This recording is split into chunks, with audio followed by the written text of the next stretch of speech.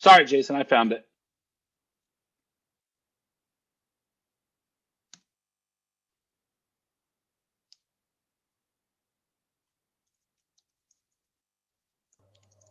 I was talking, but I was on mute. All good. But glad you found it. I was digging it up for you in Zoom. So. No, all good. Yeah, I don't know why it didn't pop up on my calendar, but I got it. We're good. Cool. Looks like Tom's on as well.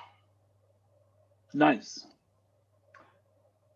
I know I had a couple people reach out to me today about it, so hopefully we got some last minute registrations.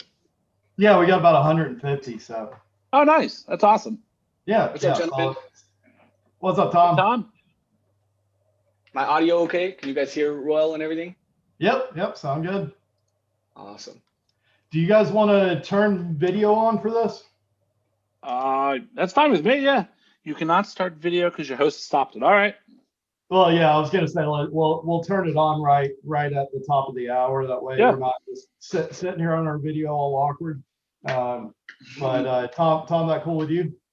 Yeah, that's great. I'm gonna take a quick bathroom break. I just wrapped up a call, so I'm gonna go on mute real quick, and then I'll be back in like a second. All right, cool. All right. I love the decision maker phone call there. I made a GIF out of something similar like that as well, so I appreciate it.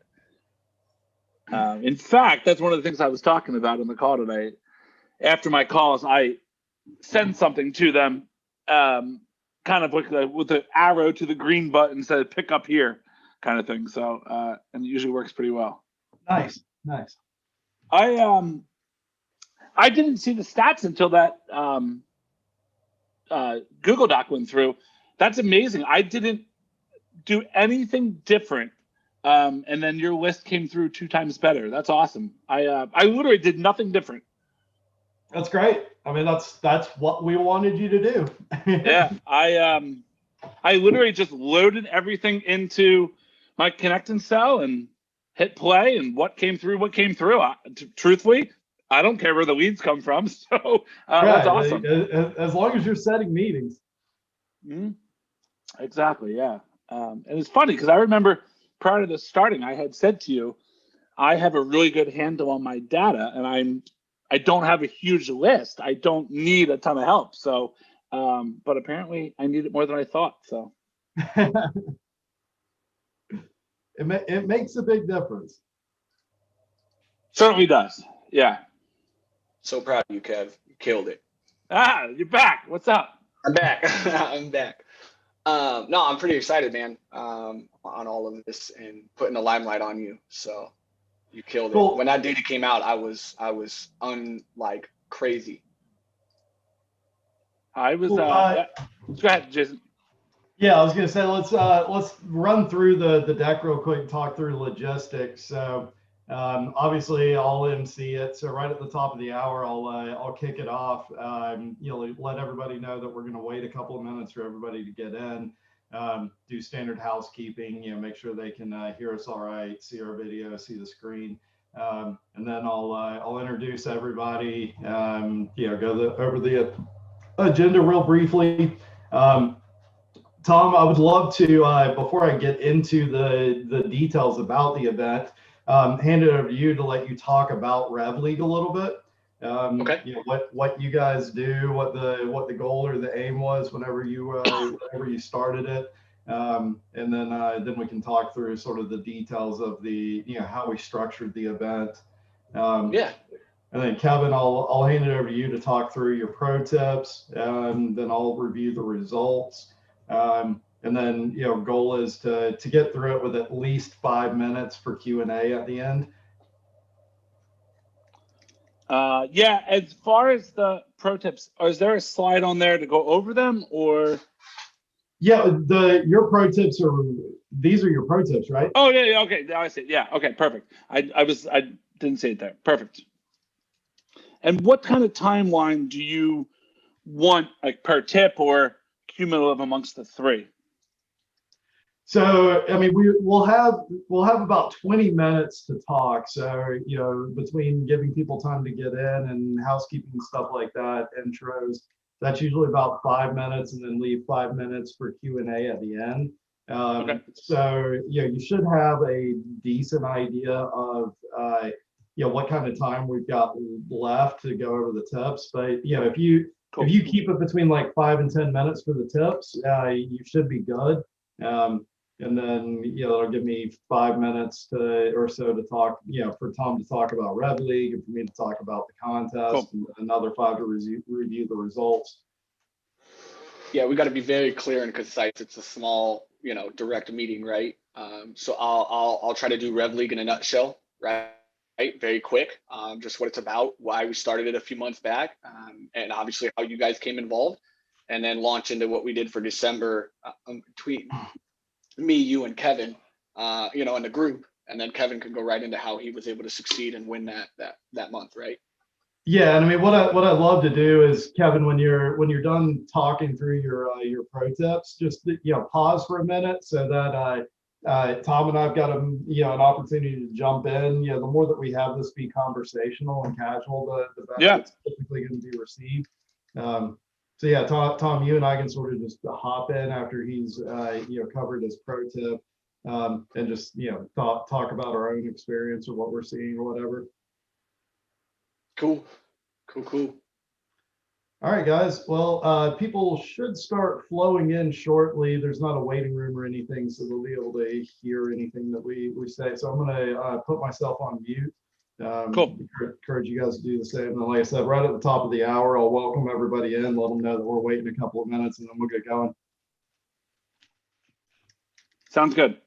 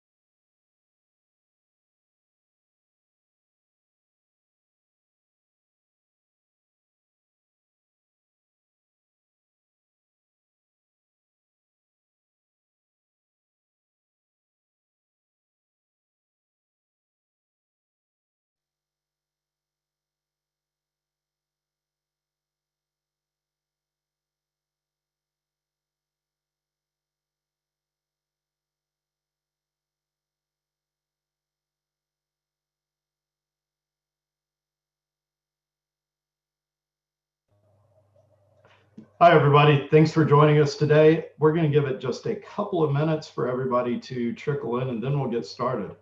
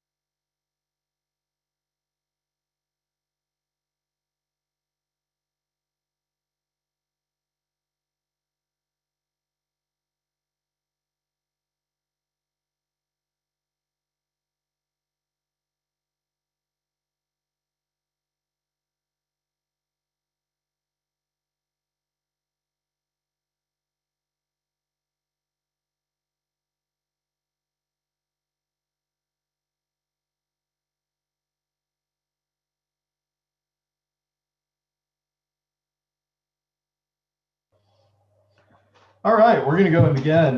Kevin, Tom, if you want to turn your videos on as well. Awesome. Quick housekeeping items. Can I get somebody to confirm they can see our video, see our screen, hear us all right, all that fun stuff? Awesome. Thank you, Julia. All right. We will be recording today's webinar. We'll send out a recap email tomorrow. It'll have a link to the recap page, which will have both the recording as well as the deck on it. You can also reply to that email if you have any questions for myself, Tom, Kevin, just overall with the RevLeague, RevGenius, anything like that. So happy to answer anything and all. We will also have a few minutes at the end of this for Q&A. So as you have questions through this, please go ahead and pop those in the Zoom side panel, and we'll do our best to make sure we've got plenty of time to cover those. All right, I think that's all the housekeeping items. So thanks everybody for joining us today. You're here to learn about how the RevGenius RevLeague more than 2x the cold call connection rates. So you have with you today, whoa, we skipped the slide. So you have with you today, I'm Jason Hubbard. I'm Vice President of Partnerships and Alliances at Sales Intel. We have Kevin Gilman here with us. Kevin, I'll let you introduce yourself. Hey guys, Kevin Gilman here. I handle the East Coast sales for American Public Media and Marketplace, and thrilled to be here. Awesome, great to have you. And then Tom Slocum over here from who represents RevGenius and the RevLeague. Tom, go ahead and introduce yourself. Hey everybody, thanks for joining us. Yeah, so I am a sales development EMEA inside sales manager over at Milestone and founder of RevLeague within RevGenius. So excited to be here with you guys today. Awesome. Thanks so much, guys, for being here. All right, quick agenda. So we're going to talk really quickly about the cold calling event, which is where we ran the contest and got the results that we'll be talking about towards the end of this. Kevin, who was the winner of the contest, is here. One, to celebrate him as a winner, but also to share some of his pro tips that he has for being able to connect and convert those connections to actual meetings and demos. Then we're going to go into the actual results. What did we find out of the contest? And then, like I said, we're going to have a few minutes at the end for Q&A. So again, please go ahead and pop those in the Zoom side panel as you have questions for any of us. So we're going to start by going over, what actually did we do with this event? Before we jump into that, Tom, I want to give you a minute to talk to us about RevLeague and sort of how did this whole concept even come up? Yeah, so as many of you probably do know, right, there's a lot of communities that popped up in 2020. One of those ended up being RevGenius. So I partnered with Jared and the team over there, and back in about August, September, we launched RevLeague, which is a minor club within the community for really anybody that is an SDR, sales development rep, a business development rep, a full sales cycle AE professional, to really create this virtual sales floor. We were all stuck in four walls, right? We didn't have that sales floor vibe where we could learn and grow and collaborate together. So that's where RevLeague came up. It's all things prospecting are fair there. We have weekly blitzes. We do weekly roundtables and really empower the members to fill their funnel. And that's what we've done here with Kevin. Kevin really leaned in early on and has been an amazing member and has always loved doing the blitzes with us. And so in December, right, we started looking at sponsorships, really bringing in people that could help push this mission together. And that's where Jason and I connected, along with Connect and Sell and Chris and James Townsend from there. So yeah, we had a little fun in Q4. We brought this contest together, seeing how important data really is to the prospecting world. So many people in the community were struggling, trying to find these resources to always enrich their data and also improve their connect rates. So we brought in these two sponsors, brought the machine together to help our reps fill their funnels, try a couple tools out in the market, and really see what it could do. So Kevin leaned into this contest with a few others, and he destroyed it, killed it, did a really good job. And so, yeah, we're going to dive into some of those results, but it's kind of how it all came about, right? Leverage some sponsors, help our reps fill their funnel, and see how important data really is in versus people that might not have the cleanest hygiene or the cleanest reports. And that's where Sales Intel really provided, I think it was 97 to 98% accuracy in some of the reporting that we all got. You know, they provided us very clean list of up to 1,000 contexts that we got to put into Connect and Sell and go from there. Yeah, and it was great connecting with you. And when we were brainstorming, we really wanted to focus on, how can we bring value to the actual members of RevLeague? So not just doing like some giveaway or promotion or something like that. How can we actually give them value, give them something they can actually sink their teeth into and get their arms around? And so that's where we came up with this idea of like, what if we give them a list of data to be able to use alongside their own data that they bring into these contests or these weekly dialing sessions that you guys all do, and then let's see what happens. Let's measure the results off of it. And so that's sort of the thought that that created this. So like you said, we had RevGenius's RevLeague, we had Connect and Sell, who provided the dialing tech for the reps to be able to load their list in and be able to power dial. And then we had Sales Intel, which of course provided the data piece of it. Like we mentioned, participants brought their own cold list. Some brought even a warmed list. And then of course we provided the data from Sales Intel. We ran the contest from December 2nd to the 18th. And then we judged who is the winner based off of who set the most meetings out of that period of time. And so that's where we were able to look at that. And like I said, we'll get into the results here towards the end. But Kevin, blew it out of the water as far as the competition. So was super, super excited. And then, that's where we'll hand it over to you, Kevin. Talk to us about, some of your tricks of the trade. How did you actually do that? Because of course everybody had access to Sales Intel's data. Everybody had their own list. So you were bringing something special to the table, obviously. Yeah, I mean, thanks, guys. First of all, the contest was fantastic. It was extremely well run, and everyone did a really good job. I kind of looked at it as like just an extension of my job, not really a contest, but obviously the real goal is to set meetings and get commission checks and everything from that. But I really boiled it down to 3 tips here. And the first one is be organized. It is well worth the time to spend ahead of time, whether you're loading data into SalesLoft or Outreach or Salesforce or Connect and Sell, whatever. Spend the time, make sure you have good data, because if you don't put good data in and you're not really prepared, it's not going to yield the results you're looking for. And I looked at my list breaking down by region, because I call it a region in the country. And then I further broke it down by industry. So I was able to then see, all right, everyone that I'm calling today fits this profile. Most of them are going to have similar competitors. I have 2 to 3 case studies primed up in my head that I can say, boom, boom, boom. I'm prepared ahead of time. I'm just not picking up the phone and hoping for the best. I really have a well thought out plan, and really I have an idea of what success is going to look like on the other side. So it's just about putting in the work at that point to get there. So tip number one is definitely be organized well ahead of time. It is worth the time. And I'm not going to lie to you. It is going to be a hassle to get organized in sales until it definitely drastically helps. But you still need to do your due diligence as well, but it will pay off. Yeah, sorry, go ahead.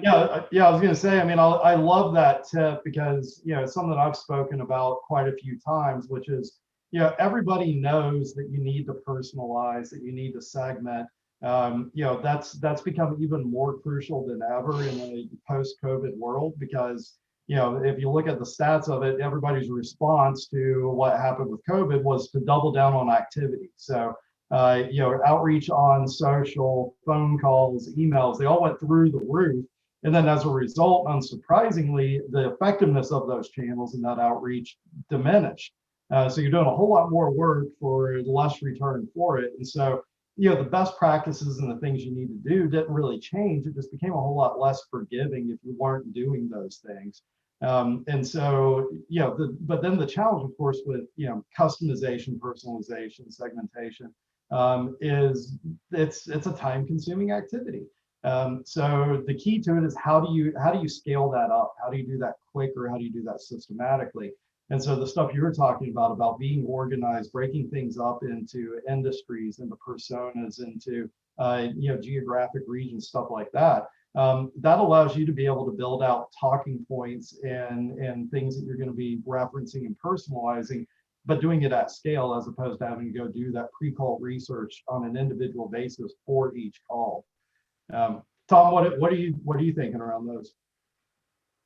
I think it's very important to, you know, especially during blitzes, right? I've learned over my sales development career that not everybody understands what that means and how to put your head down for 3 hours, right? Or a set amount of time and to have that organization, right? What does that mean?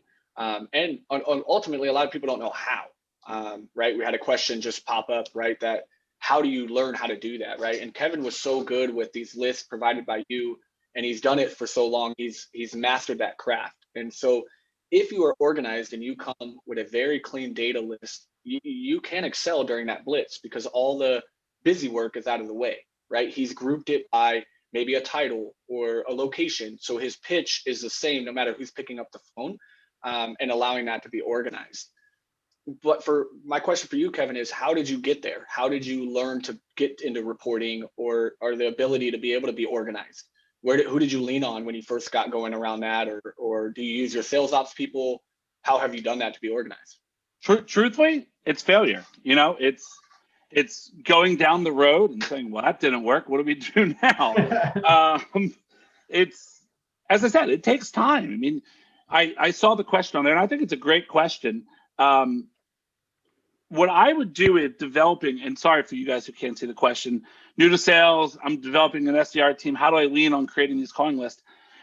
Whether you're 20 years in your job or brand new, it all is going to come and find the same. If you have an account list you came in with, or find the most senior rep on the team or someone that's willing to talk to you and share, get them to tell you about the most successful clients they have. Why did they buy your company? What did they find value in? What do they admire the most about working with you guys? And then take that, make someone else's success story your success story. But on developing that list side, I would then just say, I call them marketing heads. So I went and said, all right, let me find all the heads of brand marketing, all the CMOs, that all head of corporate marketing, head of America's marketing. Okay, and then filter it by region of the country, and then filter it by industries that really my company is most successful at helping people reach. LinkedIn's going to spit back to you thousands upon thousands, and then you just start diving through and say, well, that one's too small, or I don't call an enterprise, or that one doesn't fit for this reason, and then start drilling it down. It's a grind, but you really have to put in the work to get there. That's great. So let's go on to your next one. So number 2, sell the next step. What do you mean by that, Kevin? Yeah, I think this is really important. Now, this is actually when you're on the call. So you're live, whether you're using a tool like a Connect and Sell, or you're just picking up the phone old school. People get so, when I say sales reps, get so scared when someone actually picks up the phone, they freeze and don't know what to do. Like we so often forget that the person on the other side has a family, most likely has some kids, have kids, people running around, like they're affected with Corona too. Like everything is going on, like around them, just as the same as it is for us. That's a human on the other side. The only thing you should be worried about on that call is selling the next step. Selling the next step could be whatever it means for your world, whether you're setting a meeting for your AE, whether you're full sales cycle and you're setting a meeting to meet with them next week, whatever it could be, sell the next step. You don't need to get into pricing, and we just start spewing things out of our mouths when we're talking that the prospect's like, whoa, slow down here. And they get so overwhelmed, and they don't, like, you got to remember, like, you butted into their lives at this moment. They picked up the phone, but you still butted in. They weren't prepared to get some spiel. I mean, think about it this way. We all get millions of these spam phone calls. You win a vacation, your car warranty is up, the whole 9 yards. Look at what they do when they get on the phone. They just start ramming it down your throat. If that's the way you're going to sell, it is likely not going to work. So concentrate on what you're there for, selling the next step. For me, my goal when I get someone on the phone is to sell them for a 15 to 20 or so minute meeting to further break down that they're a good prospect. In my mind, on the back end, I already know they're a good prospect because I've done my homework ahead of time, but it's almost convincing them in that next meeting that they're a good prospect. So just sell that next step that you guys need them to go to. That's great. Do you have any tips on how to best settle on what that step should be? Well, I think it's going to differ per company. There's probably a lot of people on the line who are used to, or not used to, but are selling for an AE, and their job is just solely to set meetings for the next person up the line. Someone who's full sales cycle like me, everything I grow, I eat. So I'm full cycle. Everything is mine. It's really depending on what your company values. I mean, and what the metrics are. Like if you guys in your companies are valuing a demo, let's say, then you're selling the demo step. At the end of the day, as salespeople, even if it's not totally aligned with the company, and if my boss is listening to this, I'm sorry. Your job as a salesperson is to make money, get promoted, whatever your career goals are. That's what you need to be focused on. And you need to do what's best for you and your career. If your job is to sell as much as possible, then get out there and sell that next step so you can make more commission. Tom, what about you? What do you see around this? I think it's the most forgotten step when people are cold calling, right? Whether you're full sales cycle or you are sales development, whatever your process is, when you're trying to fill your funnel, you're interrupting this person's day. And what I've always tried to do is take the burden off of them, because I'm interrupting you and I'm trying to ask you for things that I need, right? Like I'm trying to get a meeting out of you. I'm trying to get you to look at this email. So you got to sell that next step for them, make it easy for them. If you're going to ask for the meeting, give them 2 times, hey, Friday at this time or Tuesday at this time, or whatever you want to get out of that. Make it very clear and sell that next step for them, and make it easy for them to make that decision. You're catching them in the car, they're opening that email, they're answering the phone. Make it easy. Hey, I'm looking for time on Tuesday at 9 o'clock. Are you available? Right? Or, hey, I'll get the proposal over to you. All you got to do is step 1 and 2, and I'll take care of the rest. And lead them to what you need from them. And they'll be a lot more receptive because you're leading the way, and you're selling that next step for them and taking the burden off for them.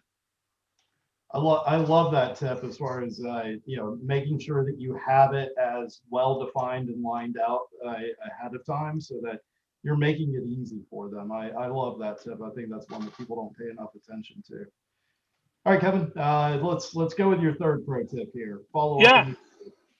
Yeah. So no matter what tool you're using, whether it's you don't have any type of sales automation, sales opt-in outreach, you don't have a connect and sell, whatever you may have, follow up immediately. And this is for the people that both pick up the phone and don't pick up the phone. Even if that person picks up the phone and then hangs right up on you because they think you're a telemarketer or something, follow up with them. They've already likely said no to you. What is the worst that's going to happen? Are they going to say no? Are they going to say no again? I mean, and that's fine if they do. In fact, I often see that a subject line I send afterwards. If I was calling Jason, he goes, "I'm not interested, thanks, take me off your list." I immediately email Jason and say, "Disconnect or hang up, ? And I put in there something like, "Hey, not sure what happened here, blah, blah, blah. Here's why I reached out." Jason most likely isn't going to email me back, but man, oh man, does it feel good when Jason emails me back and he goes, "I'm sorry, my kids were in my office, I was crazed, let's talk next week." The follow-ups that I like, and I started doing this last year, and it really, really provided results, was immediately, and when you're using a sales loft or an outreach to do this, you can really do this nicely. But as soon as I hang up the phone, I have it on a delay using a sales loft of about a 6 minute, maybe about a 5 minute follow-up. Immediately afterwards, I send them some type of an email that's going to reinforce my phone call. One of my favorites is sending some type of a GIF or something afterwards that's going to make it more humorous, to lighten the mood a little bit. Josh Braun has one of my favorite ones ever in his B2B kick-ass sales that he breaks down literally, and I use it. It's fantastic, and I changed it for my world. It is a fake transcript of the call that would be really transpiring if that person picked up the phone, and I get so many results from that. It's fantastic. But the large part is be creative. Like, as I said, these are humans on the other side. They're not somebody in an ivory tower that, how dare you approach me? Look, they're out there. Don't get me wrong, those people exist. But for the most part, they're normal people. A GIF, an image, just a humorous email, or even just a tried reaching you today, really want to talk to you about how I can help you 3 times your sales pipeline. Boom, whatever it may be. It's important to reinforce that step immediately. Great. Tom, what do you like to do for your follow-ups? For me, I typically do the same thing. I always rebuttal. I always follow up because, again, for me, a lot of times, and people think I'm crazy, but a lot of times rejection to me is feedback for me, right? It's something I did wrong. And I understand there are people out there where they just blow you off on the phone, they hang up, and you can't do much. But I always follow up, and I'll call again. I even call the phone again, right? If they hang up on me, I'll call one more time. What's the worst that's going to happen, right? And they'll pick up, and I say, "Hey, it looks like we got disconnected. My apologies, but the reason for my call is," and they'll hear me one more time. Or I do send that follow-up email saying, "Hey, Jason, my apologies. I completely, ruined that phone call. I caught you out of the blue, and I apologize. I couldn't capture your attention in that 10 seconds. But hey, the reason I was calling is I wanted to give you something." And so my follow-up when I get that rejection is I give them something instead of asking, because the ask already got rejected. So I say, "Hey, I apologize for that. Hey, I wanted to shoot you this guide that I hope maybe will give you some inspiration on what we do and how Milestone can fit in for you. And love to try again down the road when timing is more efficient." So I always follow up with a give because the ask has already been rejected. So I'll try to build that relationship and follow up with a give a little bit more. I love that as a suggestion. Well, Colt, we're getting a little tight on time, so let's jump through and get to the results real quickly because I know we've got some good questions coming through.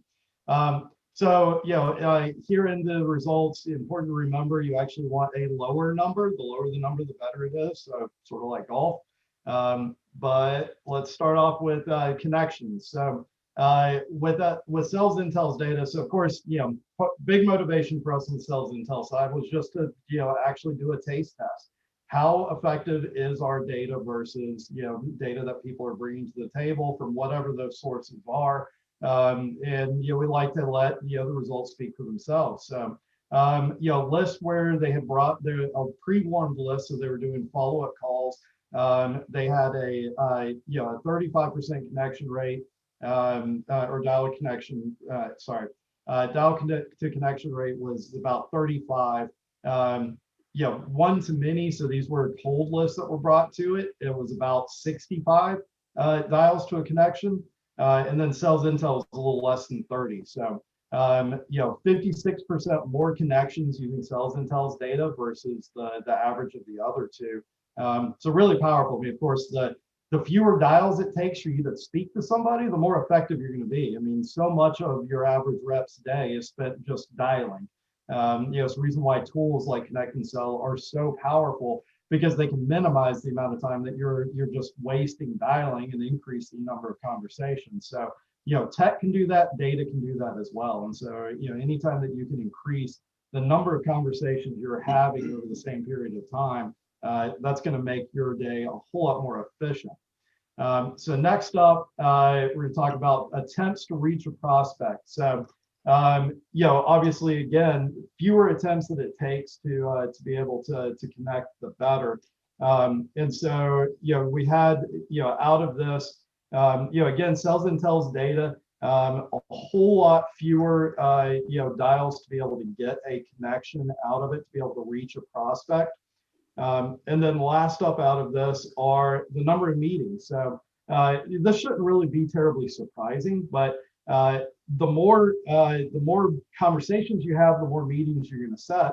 But the interesting piece was, sales intel's data.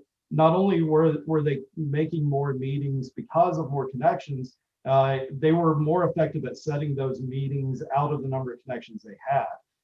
So, could be a lot of reasons for that, but one of the primary reasons you oftentimes see is the people you're calling are the people that you want to be calling on. So it's like what Kevin talked about, that pre-qualification that's done. That pre-qualification is only as effective as the quality of the data that you're using. So, according to the data, it may be a perfect fit, but if that winds up not being the right person or the wrong title, or the company's in a different industry or something like that, then of course it's no longer going to be pre-qualified. And so those are, some of the things out of this that we saw.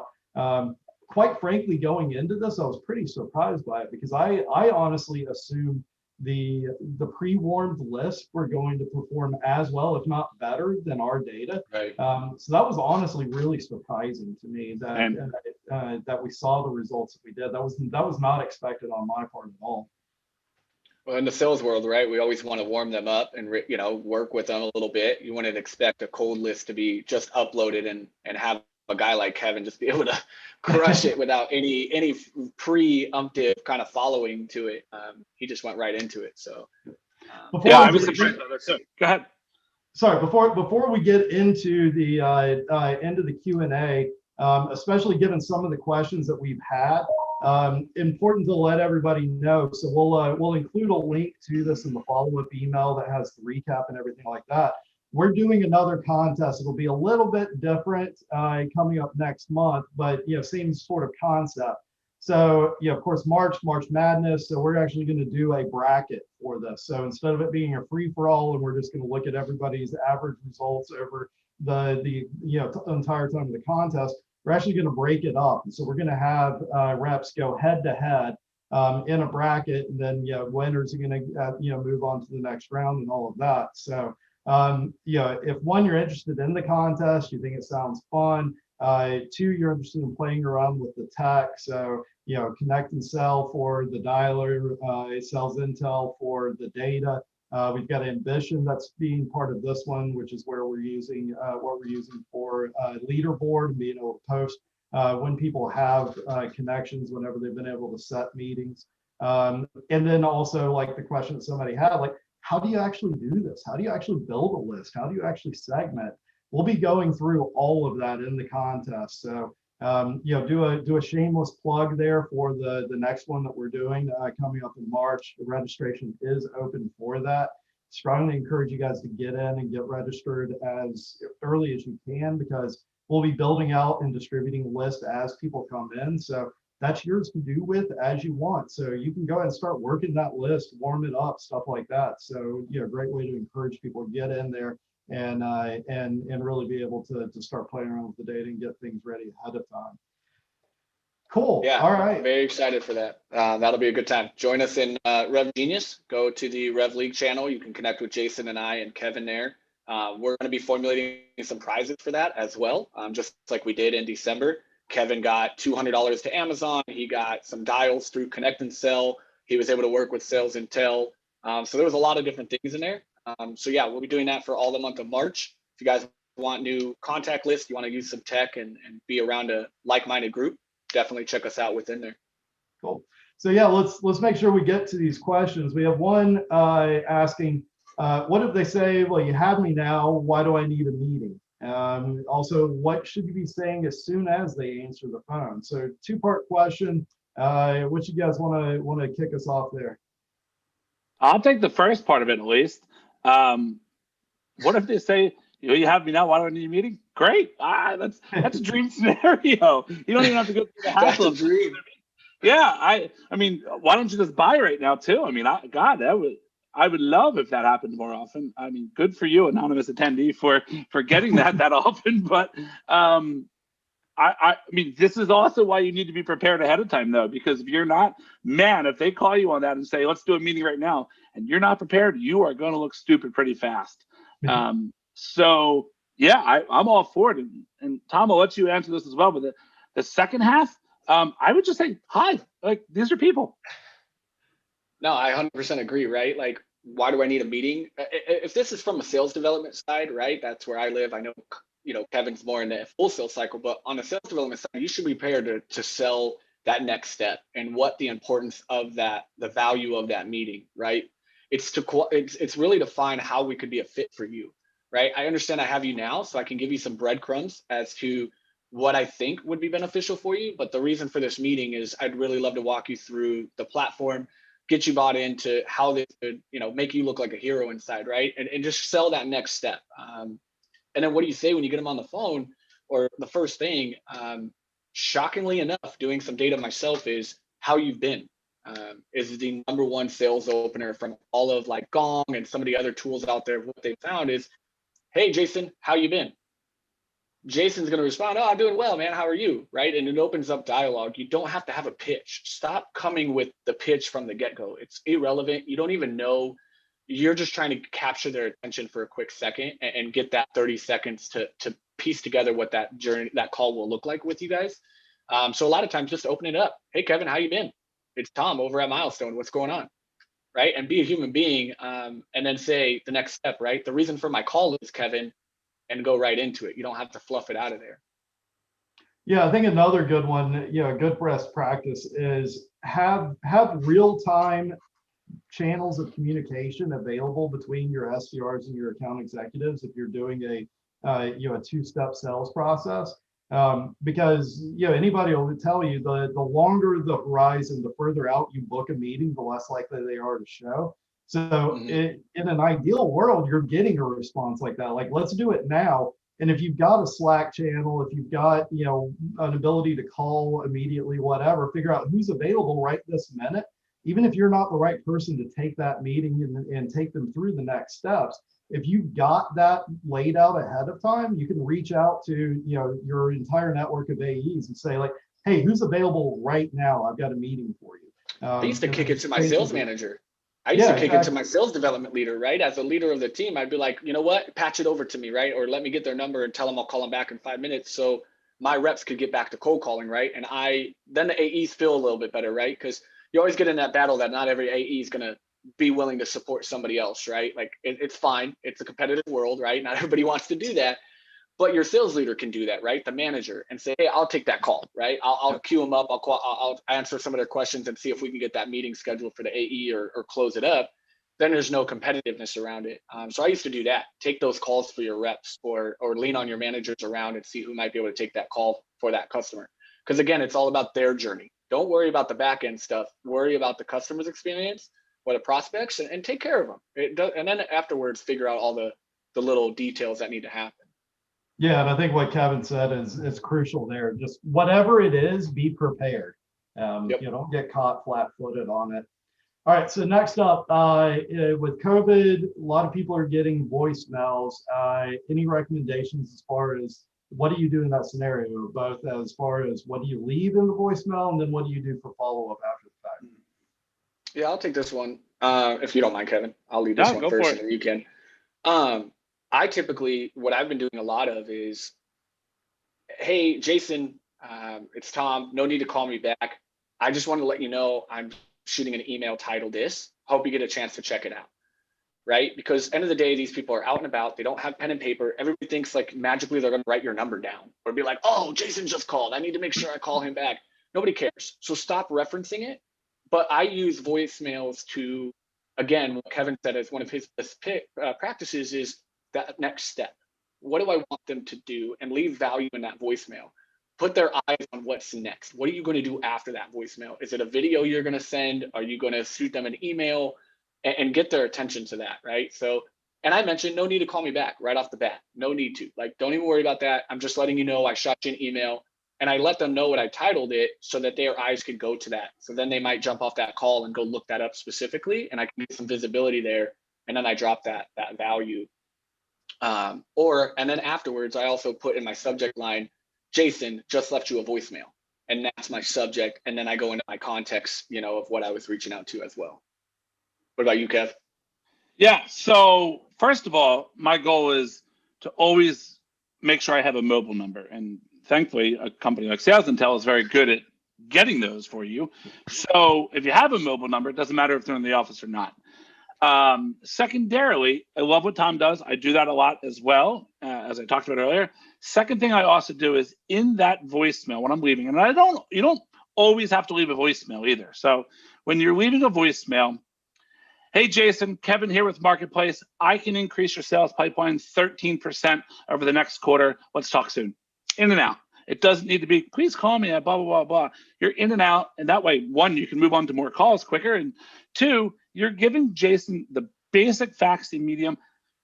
Rarely, like I've made a couple hundred phone calls already this year, probably about 1,000. I think I've had one or two people call me back. It doesn't happen. So don't leave your phone number. Everyone's got caller ID anyway. They'll call you back if they want you. So yeah, I would just work on getting mobile numbers. If you have a voicemail, either way, I would just leave it as quick as possible or denote what you're saying in your next step to them. Yeah, I like that. I mean, I encourage my reps to look at it as the voicemail is a touch. So, you're trying to reinforce your other touches and your other channels. Don't expect that voicemail is going to get a response in and of itself. But it does enhance and reinforce what you're doing across the other channels and can help drive that eventual response. All right, so Andy's asking, what do you do if you've got somebody that's got an attitude, is antagonistic, difficult to deal with? How do you handle that? So sorry, Tom, I'll take this one first. Yep. I'm going to go out on a limb here and say I'm way off the beaten track on this. I absolutely love when a person has an attitude on the other side of the phone. I want them distracted. I want them confused. I want them with an attitude, because boy, do you have an opportunity in front of you then to flip that on them. You got to remember, people do not want, the psychology behind this, people don't want to be angry. They don't want to be mean. Not many people are wired that way. So yep. Immediately you can almost defuse that situation. And there's many different ways, and there's people way better than I am out there about how to do that. But I would just say, hey, Jason, it sounds like I got you at a really bad time. Would it work if I called you back tomorrow around this time? If nothing else, that's what you're leaving it with. Honestly, I mean, it's the old verbiage, kill them with kindness. I mean, it really does work. No, I 100% agree, right? And again, that battle can be won half the time, and there's other half of the time where that's just somebody's behavior and their attitude that they have towards those calls, and you have to detach yourself from those outcomes. I think we get so offended by that reaction because we go into the call with how we want it to go, right? We have an outcome in mind, and as soon as we pick up and it's already this negative approach or this person being an a-hole, you're like, dude, like, this is not how this was supposed to go. I'm pissed.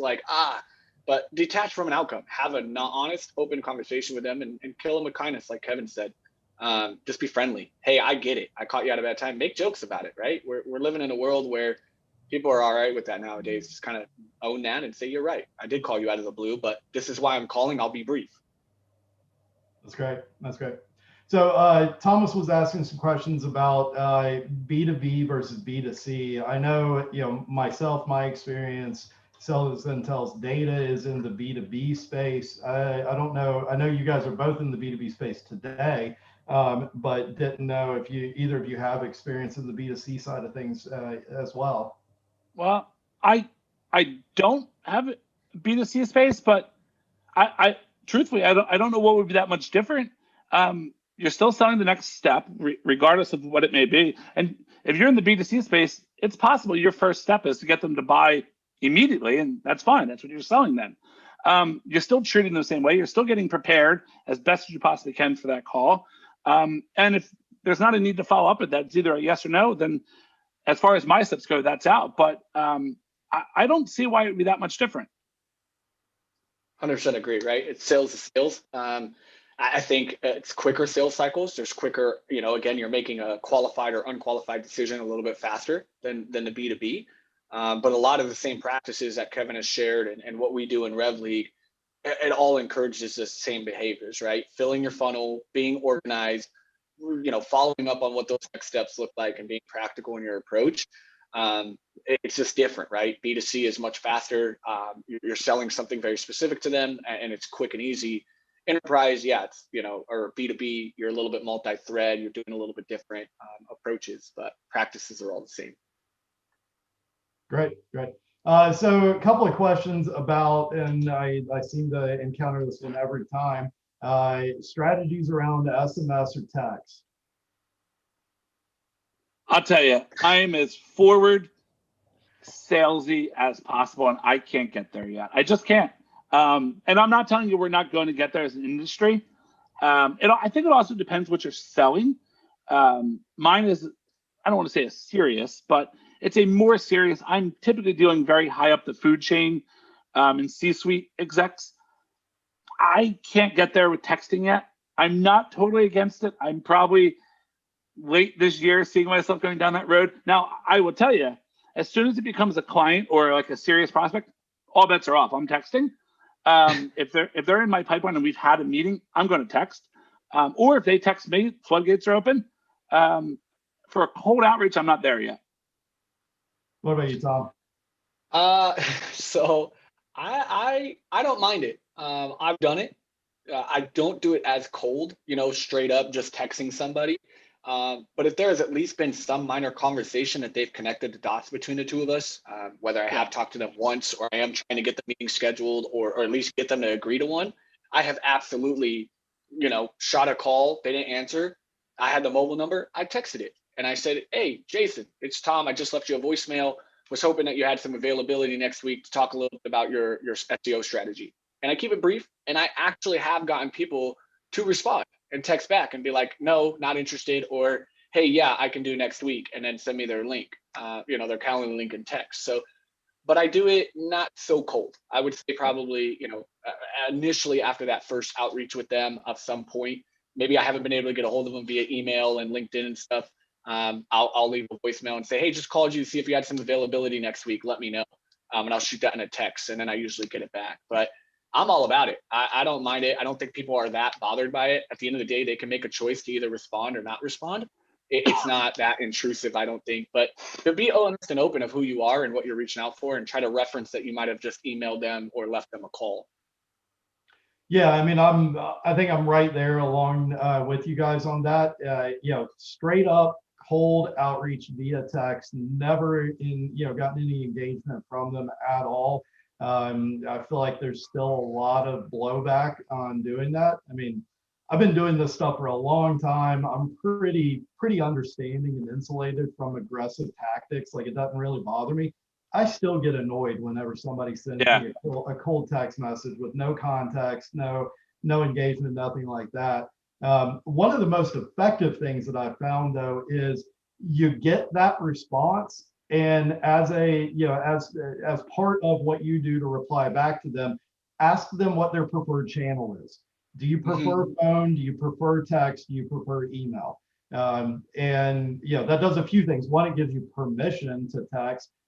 Two, it clues you in on like what's the best way to get in touch with somebody. I mean, I'm a perfect example. Like, I am a terrible person to try and get on the phone. But you shoot me an email, I'm usually on top of my inbox. And so, I mean, it gives you a good idea of like what's the best way. Also gives you permission to be able to do something that's a little bit, on the edge, like texting.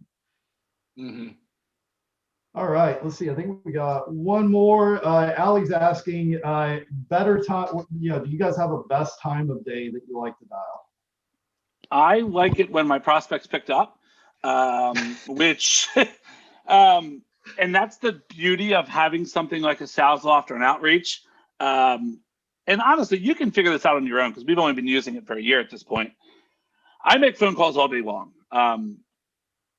Throughout the course of the week. So when you're using an outreach or a sales loft, they're going to pinpoint that exactly for you with various different charts, more charts than you could ever possibly need about prime times to call.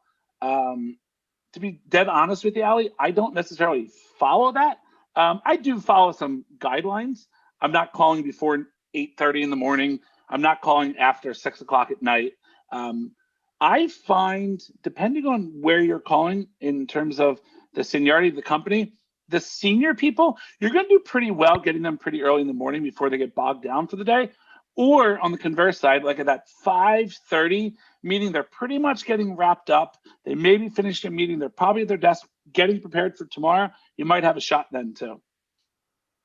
Yeah, I mean, you put yourself in a prospect's shoe, right? Is when are you accepting calls during the day, Kevin, right? When is the most time that if somebody were to call you cold, you more likely answer that phone call, right? And that's kind of the same approach. Is I think all times are available. Just pick up the phone and call. I don't think there's a data that can give you that answer, right? But, find those pockets before they get into their calendar, before they go to, during their lunch hour maybe, and then, as they're wrapping up the day. But you're cold calling all the time because you want to plant seeds that will pay off dividends down the weeks as you go. Yep. All right, guys, we're running short on time. I'm going to try and get through as many of these as we can. So Thomas is asking, sales intel's data is entirely B2B, so we won't be a good solution for you on the B2C side. We had one specific about texting. Let's see, didn't get a response. Asking if you just set the meeting on their calendar and ask them to propose a new time if it doesn't work. Yes, 100%. Yep, absolutely. Yes. Anonymous person, do that next. Do the blind calendar invite. Shoot a text message saying, "Hey, I found this time. I'm hoping it works for you as well. Please let me know if it doesn't," and get that booked. And just keep throwing them a blind invite until they'll accept it. Or after a few more, just kick rocks and turn your attention to somebody that will get that time for you. Yeah. As far as first message on LinkedIn, I mean, I would say, do similar to what you do as far as your cold outreach via email, via phone. Keep it brief, keep it on what your value prop is, why they want to speak to you, and then give them also include in that like what your goal is. When I suggest always giving something, again, I'm always about the deposit and withdrawal methodology, right? Is if you want to withdraw from people, you need to be giving back too. And so for me, and a lot of my first LinkedIn outreach is after they've connected with me, I thank them for their time. And then I give them what I was going to give them, right? Hey, I wanted you to check out this guide. I felt this would be worth your time to check out. Let me know if you have any questions and hope we can connect in the future. And I give them something and then I'll wait a few more days. But in my initial message, I always give them something. So I'm not just trying to add them and immediately pitch them. Cool. We had somebody asking about, what do you do if you get blowback on calling somebody on a mobile number? I'll lead with a few quick things. One, I've seen that, sensitivity around that has vastly decreased over the last few years. I'm seeing fewer and fewer people getting upset over that. We get to cheat a little bit at Sales Intel for a couple of reasons. One, we can tell you whether it's a personal mobile number or what we call a work mobile number. The distinction there is we have seen in our data sources that mobile number was used in a work context. So they registered for an event with it. They put it on a business card. It's in an email signature or something like that. So they're not going to be surprised because they're putting that number out there in a business context. The other cheat that we get at Sales Intel is, hey, wouldn't you like to know how we got your number? That's exactly what I use too. I credited and I said, well, I use this great tool, so blah, blah, blah. Tom, anything around that?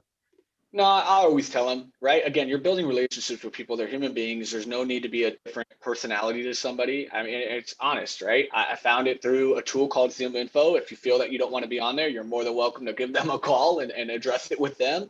But, you know, I'm doing my job here. But why I have you, the reason for my call is, and then I move over it, right? But I address it. I tell them. Yeah. All right, last one. You know, they're asking about, you know, startups pivot a lot, you know, constantly having to change up the pitch and stuff like that. You know, how do you know, any advice on how to really nail that down?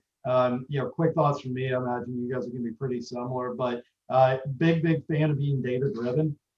So, you know, keep track of who you're calling, what your pitch was, what your points are, stuff like that. And let the data, you know, inform you as far as what's working and what's not. Also, a lot of great tools out there like Exec Vision, Gong, stuff like that allow you to record those conversations, can do natural language processing, so that you can dig into like what were the, you know, keywords, phrases, stuff like that used in it. But yeah, the more scientific you can get with it, the less anecdotal you can get with it, typically the better it's going to be. 100%. Great. Just keep if it's changing often, right? Find that base layer. You're just building relationships with people. You're finding out what problems you're solving. The pitch can change a lot, but ultimately just sticking to the base of the real meat and potatoes of what you're doing and start a conversation around that. Honesty as well. I think just if the client's sensing you guys are changing a bunch, I would just be honest with it. Be like, hey, look, we're a startup. Like, there's only 6 of us here. We're pivoting in a new direction due to what the market's telling us. Just be honest. All right, guys, I gotta get ready for a live demo that I'm doing here in just a minute. Always great whenever we're over by nearly a half an hour because we got so much engagement and questions. So thanks everybody for joining us. Thanks for all of the great questions, all of the engagement. Tom, Kevin, it's been fantastic having you guys on. Excited about the contest we have coming up next month. Just to plug that once more, we'll have a link for that in the recap email. So encourage anybody that's interested, finds this interesting, excited, stuff like that. Get in there, register. Let's actually get your hands on it and start playing around with stuff together. Yeah, absolutely. You'll have all the links. Join us over there. Reach out to Kevin or myself if you guys want to get involved. And we plan to see a giant March Madness contest come out. A lot of prizes, a lot of fun. So check us out under RevGenius. Awesome. All right, guys. Thank you so much.